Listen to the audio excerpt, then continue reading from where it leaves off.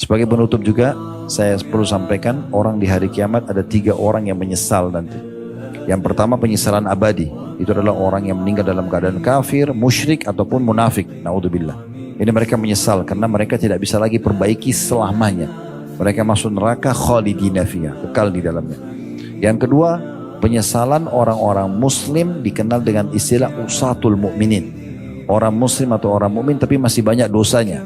Waktu ditimbang amalnya hari kiamat, dosanya lebih berat daripada amal solehnya, sehingga dia harus masuk neraka dulu. Ini juga dia menyesal. Karena 1 hari saja disiksa itu berat sekali. 24 jam non-stop, malaikat tidak ada istirahat atau ngantuk, dipukul, disiksa terus. Apalagi kalau 1 hari waktu akhirat sama dengan 1000 tahun waktu kita di dunia. Golongan ketiga, yang ini kalau golongan 1 sama 2 kita berharap insya Allah kita tidak ada. Tapi golongan ketiga ini mungkin masih banyak orang yang bisa masuk di situ.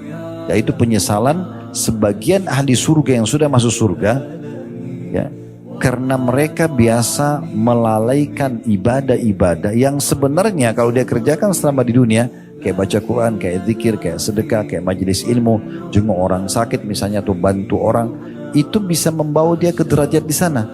Tapi dia nggak sampai di sana karena dia malas. Dia nggak mau sholat malam, dia nggak mau sholat duha, dia nggak mau sedekah, nantilah, gampang lah segala macam. Padahal ini sebenarnya bisa mengangkat derajat dia. Tapi karena dia tidak kerjakan, dia nyesal. Oh, coba dulu saya kerjakan, saya akan sampai di sana ya. Karena nanti di akhirat teman-teman di surga kita bisa saling mengunjungi satu sama yang lain. Kita bisa saling mengunjungi dan kita bisa lihat fasilitas orang lain, gitu kan?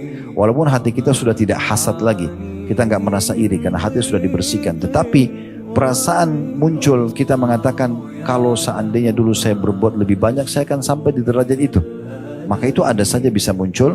Maka sebelum tiba waktu itu nanti penyesalan jangan sia-siakan. Sore ini Allah sudah sampaikan ke kuping kita semuanya agar kita rajin dan terus semangat dalam mengisi hari-hari kita dengan tujuan utama kita diciptakan yaitu ibadah. Dan sudahlah yang lalu dari kelalaian jangan lagi diulangi, mulai sekarang ke depan kita penuhkan semua dengan ketaatan kepada Allah SWT. Terlebih lagi ibadah itu indah. Ibadah itu indah sekali.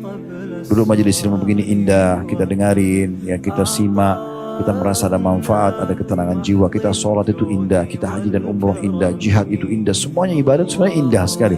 Asal seseorang tulus mengerjakan, pasti dia akan merasa nyaman dengan ibadah-ibadah tersebut.